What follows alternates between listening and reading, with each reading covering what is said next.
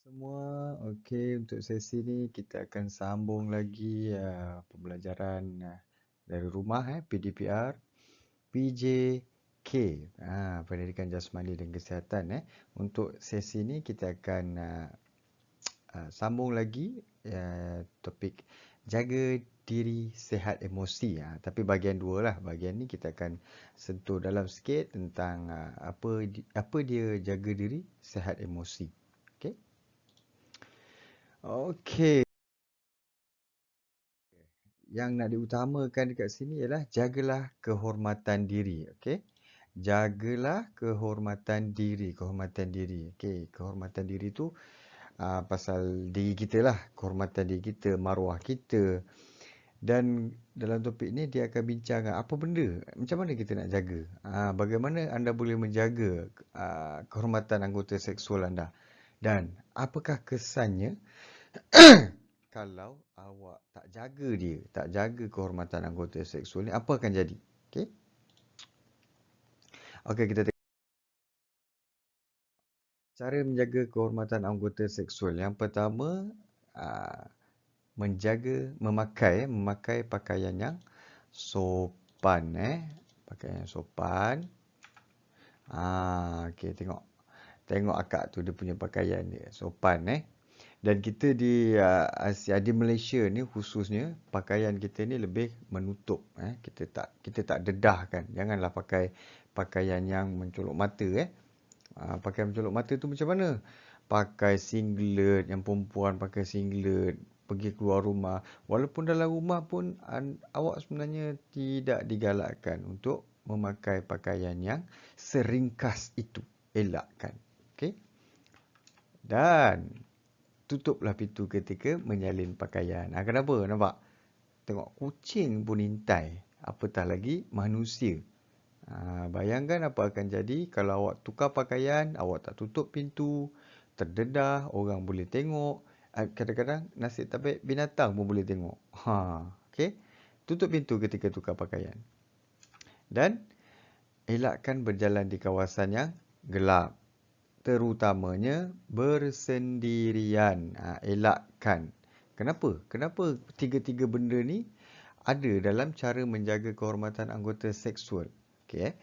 Apabila awak pakai pakaian yang ringkas, yang mencolok mata, dia awak mendedahkan tubuh badan awak dan kadang-kadang anggota seksual awak juga terdedah untuk dilihat oleh orang lain.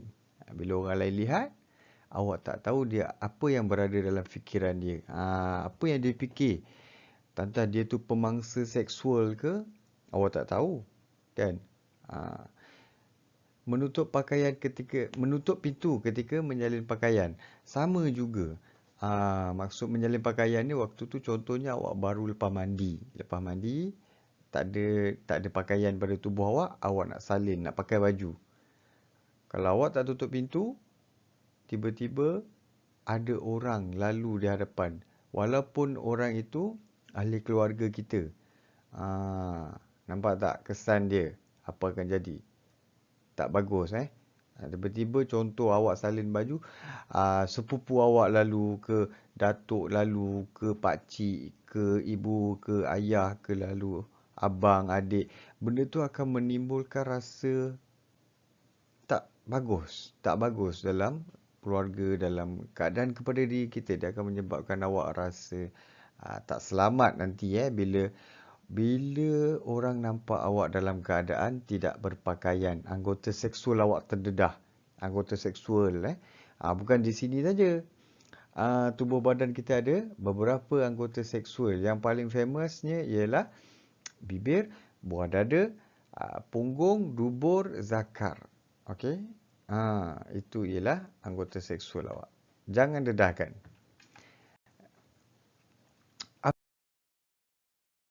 Kesannya jika tidak menjaga kehormatan anggota seksual? Kesan dia apa Apa kesan dia?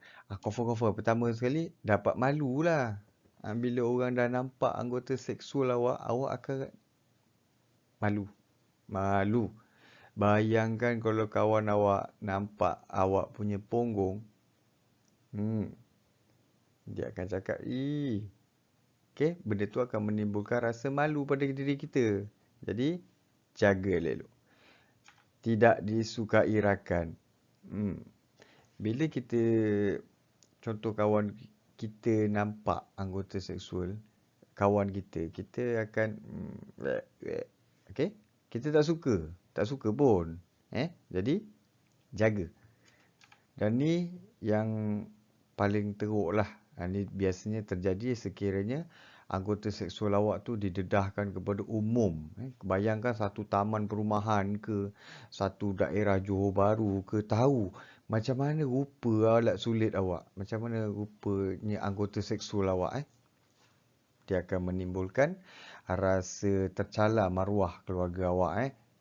Orang akan berkata-kata di belakang keluarga, di belakang awak. Orang akan berkata-kata tentang awak pasal anggota seksual awak. Jadi itu akan memberikan tekanan, awak akan stres, keluarga awak akan stres, okey? Okey, seterusnya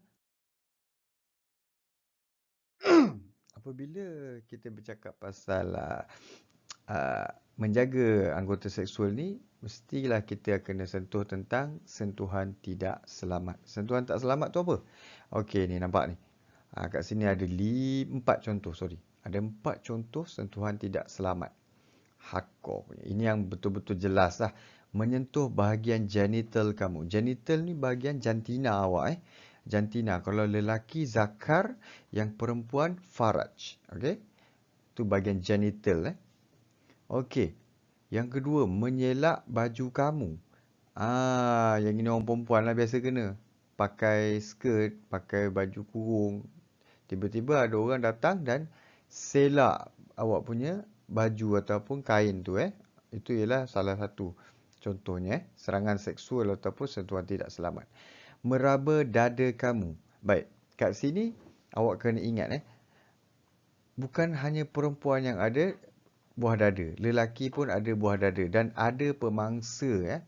Pemangsa kanak-kanak ni dipanggil pedofile. Okay?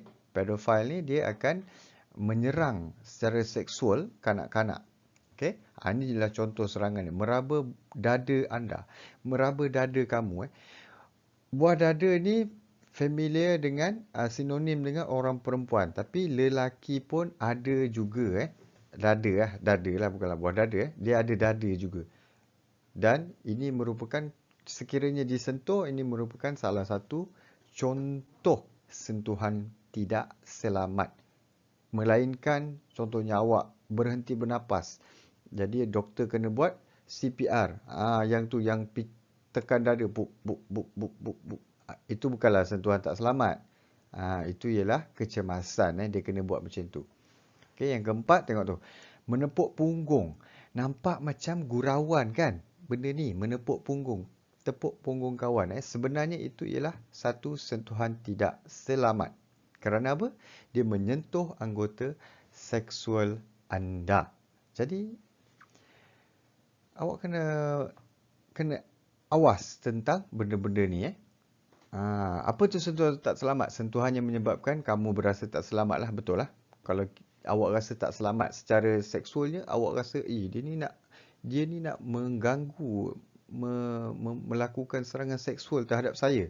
Dia sentuh bibir saya lah, dia sentuh buah dada saya lah. Ini menyebabkan kamu berasa tidak selamat. Jadi itu ialah sentuhan tidak selamat. Dan awak kena ingat ni, pelakunya boleh terdiri daripada sesiapa sahaja. Maksud sesiapa sahaja ni apa? Maksudnya anyone.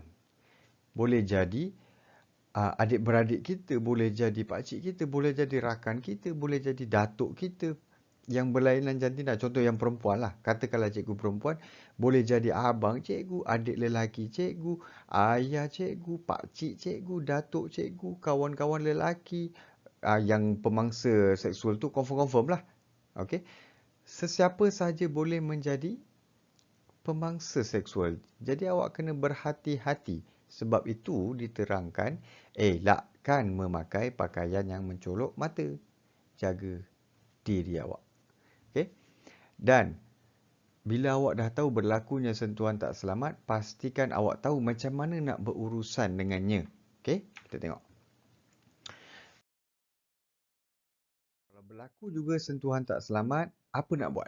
Okey, kat sini bagi tahulah ibu bapa awak tu yang paling utama. Sekiranya berlaku sentuhan seksual, berlaku gangguan seksual terhadap awak, bagi tahu dengan ibu bapa.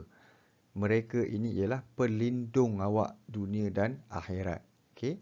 Bagi tahu mak ayah. Yang kedua, bagi tahu cikgu awak. Cikgu mana? Saya malulah. Saya tak nak bagi tahu dengan, bagi tahu kepada cikgu mana yang awak rasa paling selesa, paling selamat. Okey, contoh dekat sekolah kita ada cikgu kaunseling, ada cikgu kelas, ada cikgu yang awak ajar awak PJ ke, ada cikgu ajar awak matematik, awak suka dengan cikgu ni. Awak bagi tahu dia. Guru besar pun ada. GPK pun ada. Bagi tahu dengan mana-mana cikgu yang awak rasa paling selamat, paling selesa. Awak percaya dengan cikgu tu, awak bagi tahu dia. Dan apabila awak dah bagi tahu dengan dua makhluk ni, dua orang ni, mereka akan bantu awak untuk pergi buat laporan polis. Nampak? Kalau awak seorang-seorang je nak pergi jumpa polis boleh, tapi awak kan kecil lagi. Nanti susah pula kan. Jadi bagi tahu dengan dua orang ni untuk bagi tahu kepada pihak polis. Okay? Right. Settle Okay, itu sahaja untuk bahagian ni. Harap-harap awak jangan lupa untuk buat latihan dalam Google Classroom. Okay? Kita akan jumpa lagi. Assalamualaikum. Salam sejahtera.